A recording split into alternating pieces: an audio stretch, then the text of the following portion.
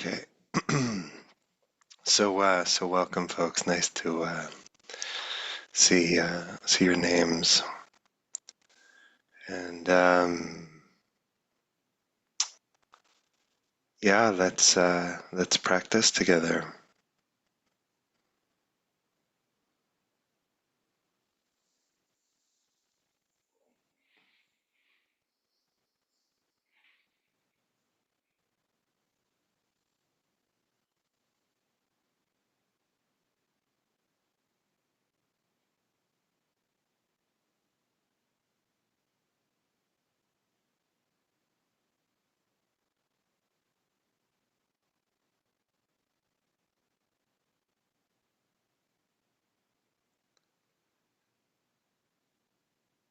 So finding your posture,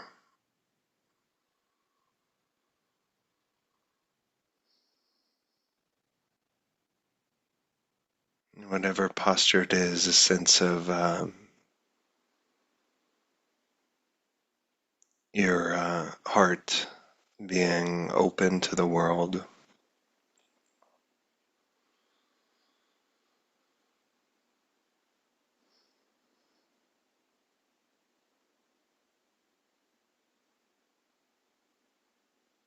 Sense of sanctity and relaxation.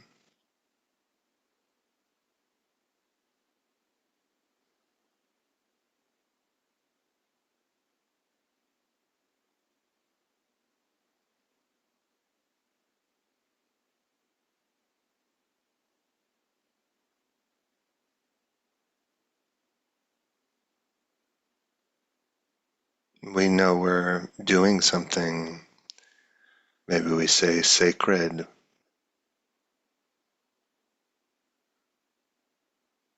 and ordinary, and we can relax amidst it.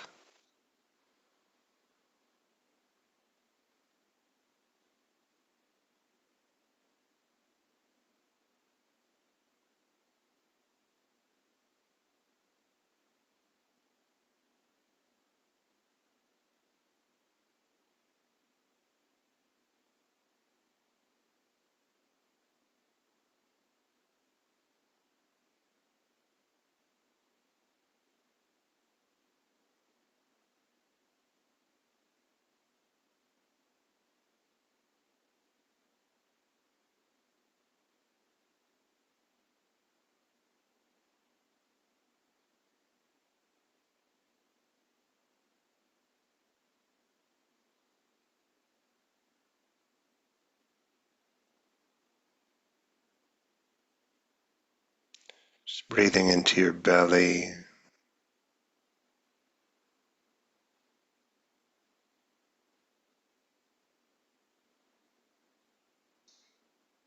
maybe a slightly fuller or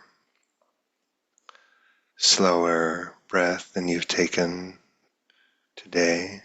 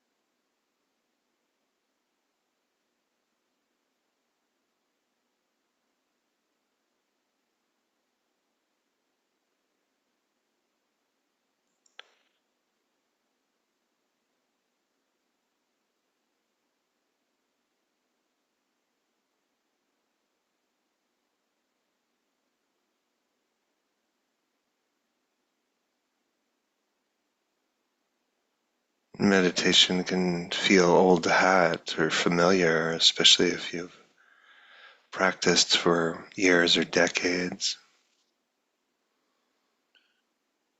But we ought not forget that we're stepping into something sacred,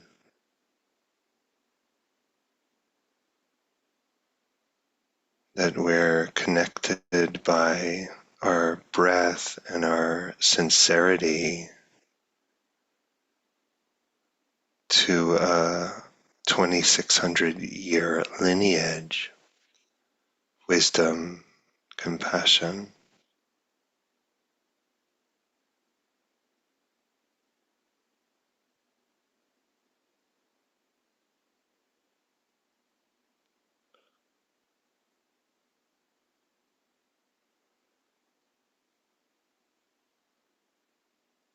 So the thought, just little old me meditating in my home, online,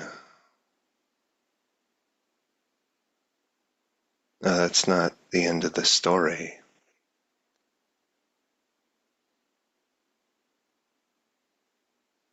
We take our seat and remember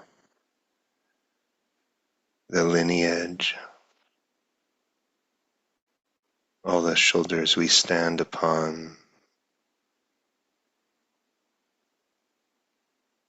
all that we owe to those who will come after us. And we breathe with that.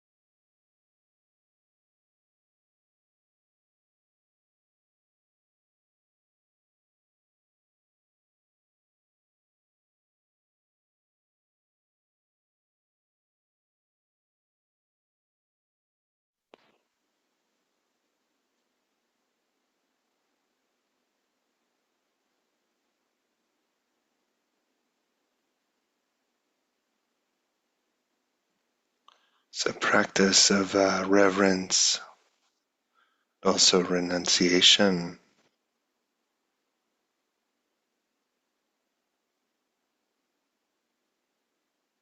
In other words, what is skillful to put down,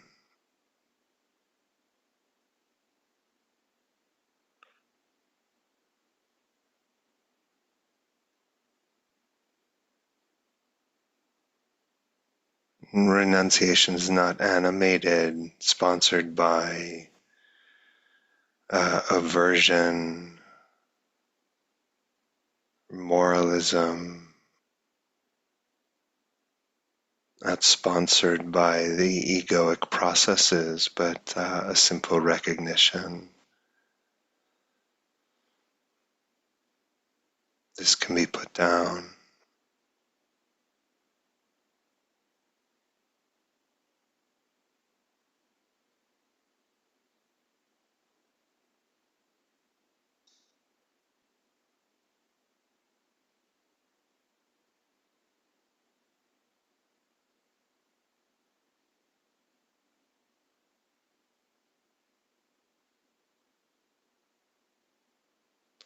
Perhaps we renounce the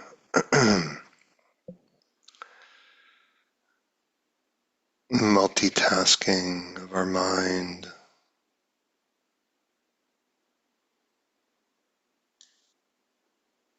or we renounce some measure of worry, other grasping.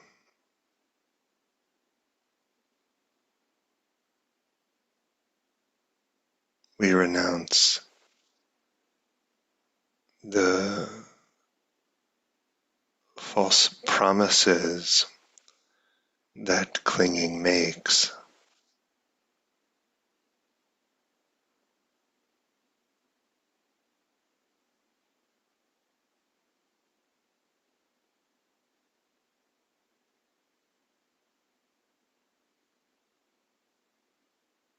We renounce the urge to make story out of this moment.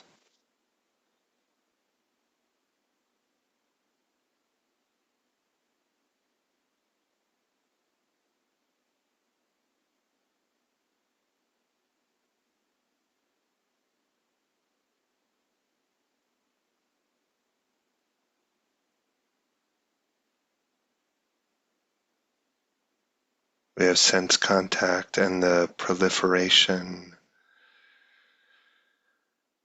largely a function of the lack of equanimity.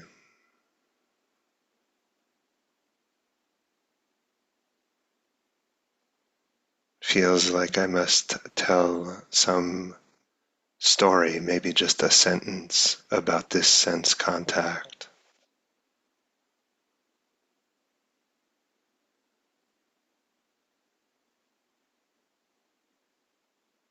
And amidst the sanctity of our practice, we renounce, not forever, but for right now.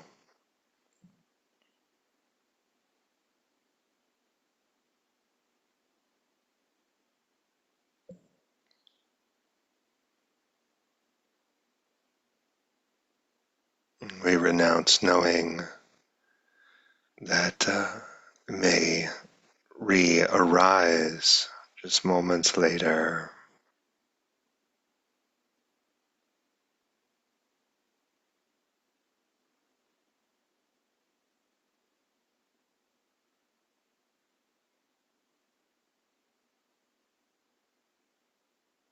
We renounce not like holding 50 ping pong balls underwater at the same time,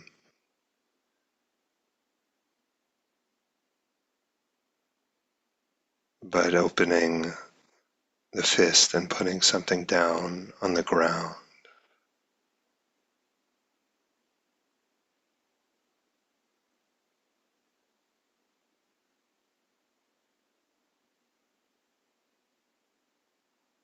In this way, we become more intimate with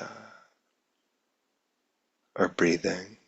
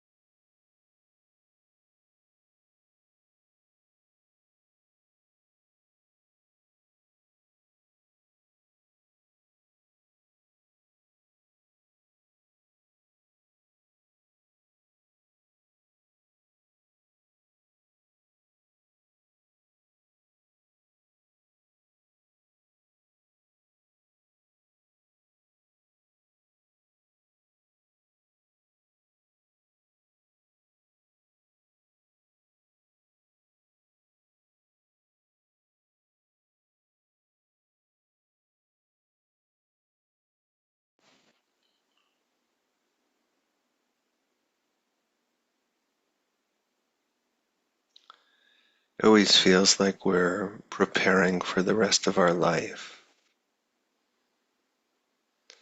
but our life never arrives.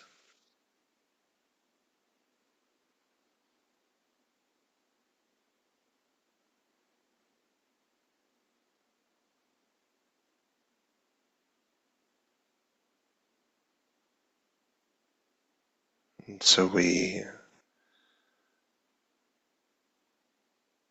practice putting all of our hope into this moment.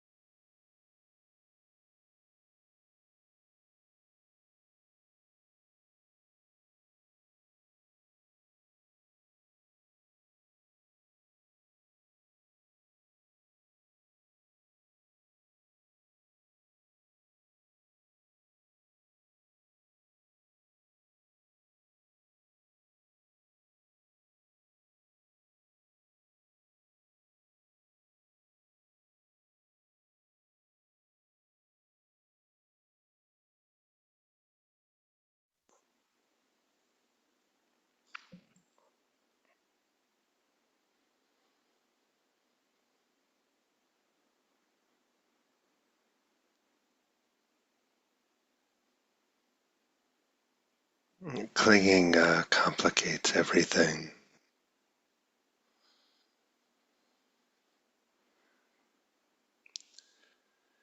turns me into a spy and a crook, conniving, scheming.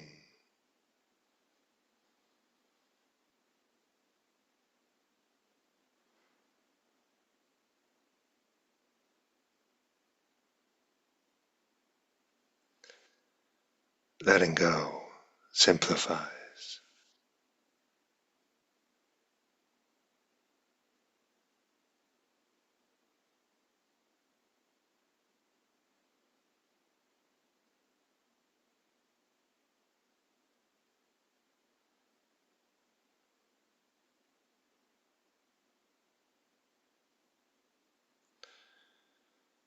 And samadhi is the momentary resolution of all ambivalence.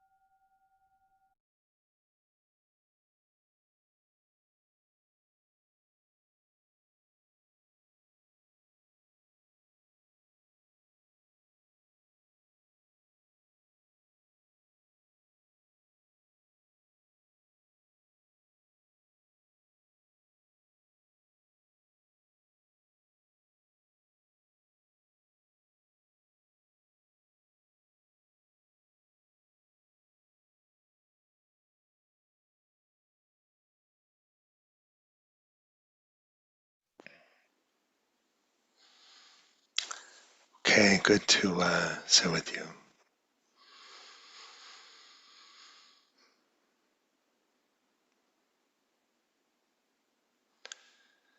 So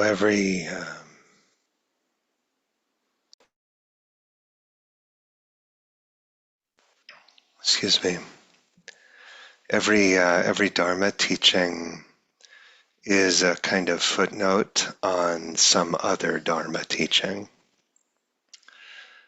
In other words, no teaching is the last word. One teaching is never enough. And the more I practice, the more I find that the path is found in kind of dynamic tension between two teachings. And so yesterday, humor, playfulness, just indispensable, actually. And today, grief, also indispensable. And so the gap between the freedom we know is possible and the unimaginable vastness of suffering, that gap is filled with grief. And for all the ways in which no consolation exists for the agony of this realm, grief exists. The Dharma is said to meet the second arrow, but what meets the first? I would say there's some measure of grief in the first arrow. That's not exactly a consolation for it, but it means there's something left over even when the Dharma is practiced exquisitely. And so I feel like grief is a kind of irreducible element of Dharma life. In other words, there is no cure for love. Leonard Cohen said, I don't consider myself a pessimist. I think of a pessimist as someone who's waiting for it to rain, and I feel soaked to the skin. If you're awake, you're soaked to the skin.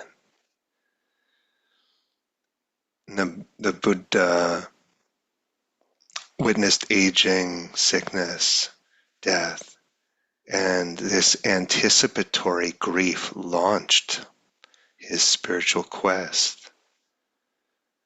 And the inevitability of loss for many, many of us is a profound engine for Dharma motivation. It's said to be one of the thoughts that turns the mind to the Dharma. And the story of the Buddha, as I understand it, is that his mother died around the time of his birth. You know, the most primal form of longing and grief. And generally the Buddha wanted to be free from grief, beyond grief, sorrow, and lamentation. It's the refrain. But then again, when Sariputta and Moggallana died, the Buddha's in this hall with 500 monastics and said, without them here, this hall feels empty. And then, to my mind, kind of unfortunately, the sutta goes on to say, but the Buddha did not suffer, and it's not maybe controversial, and don't know about you, but uh, yeah, I want my Buddha to grieve. And the notion, like, if we only understood impermanence, anicca, more completely, we wouldn't suffer. I don't know. You know, understanding anicca does not, even understanding it very deeply, I do not feel like implies the absence of grief.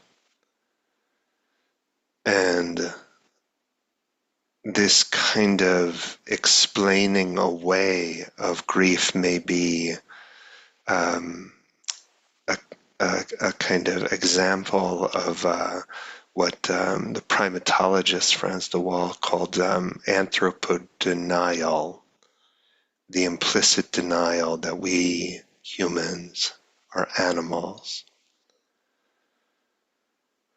And so I don't place grief in the cluster of afflictive emotions. There are many painful emotions I could imagine being free from, but that's not one of them.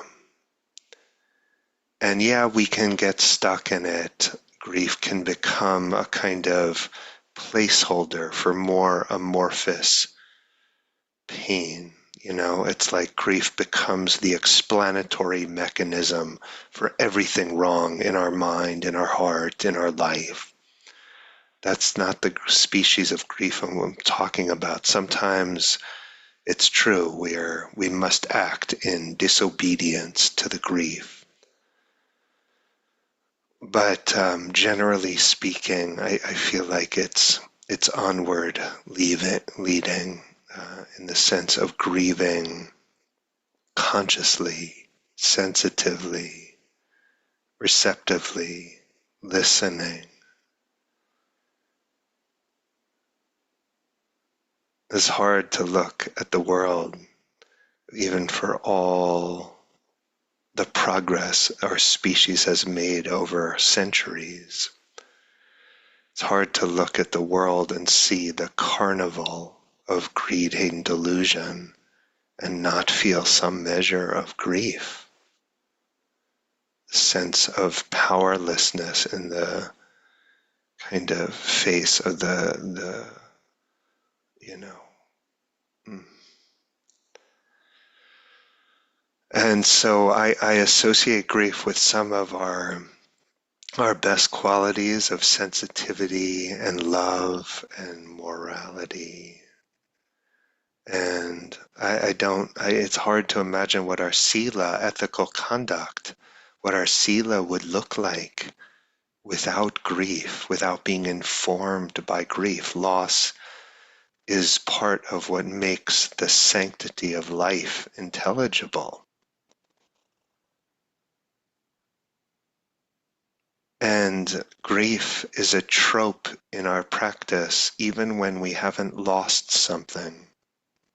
For many, not for all, but for many, just as children have growing pains or something, maybe say like, oh, an 8-year-old says their leg hurts at night or something like that. Growing pains. Dharma practice is growing pains too. And the growing pains of Dharma often taste like grief. How does it actually feel to change in the trenches of change? How does it feel to grow, to deepen our compassion, to release, to let go, right? Release feels great, right? Once we've put something down. But the process of opening the clenched fist of grasping, that process of letting go often is inflected with a sense of grieving. How does it feel to mature ethically, to have our heart expand to include more beings, to expand over space and over time, to beings not yet born. How does this feel? Often it entails a measure of grief. And the Buddha said, comprehend dukkha, comprehend suffering. Sometimes that will hurt. That process of comprehending, of really, really opening one's heart to the First Noble Truth. But that truth ennobles us even as we grieve it. And that ennobling quality of grieving the First Noble Truth, that goes on for a long time. I don't even know if I understand dukkha.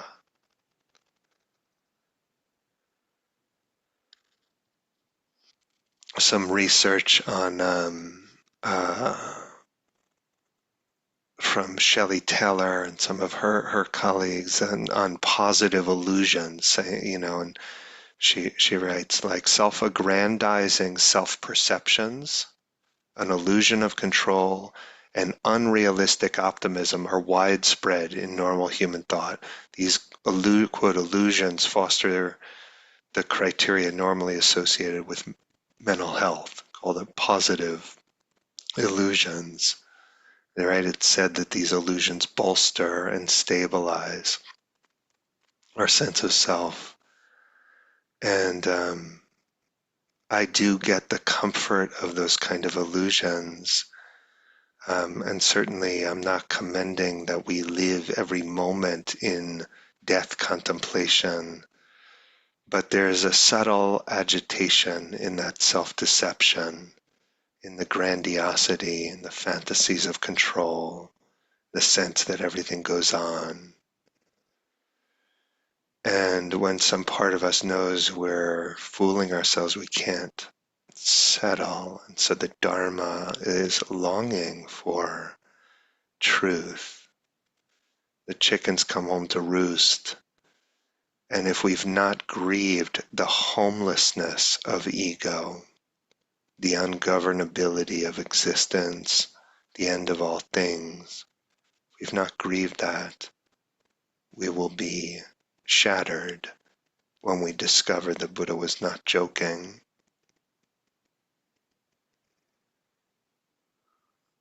And the expansion of our heart as the circle of empathy grows and we evolve as moral creatures. Our sila evolves. That growth, the growth of waking up to more. To wake up is to wake up to more. To moralize more in the sense of more and more things matter morally that did not matter. That entails a measure of grieving. And this is not the grief of stagnation. James Baldwin said, people can cry much easier than they can change. Not wallowing in stagnant tears. This is a process by which something else becomes love. Grief is completely pregnant with bodhicitta. Pema Chodron said, awakened heart, completely pregnant. This is the path of purification where we're transmuting that which is not wisdom and not love into wisdom and love.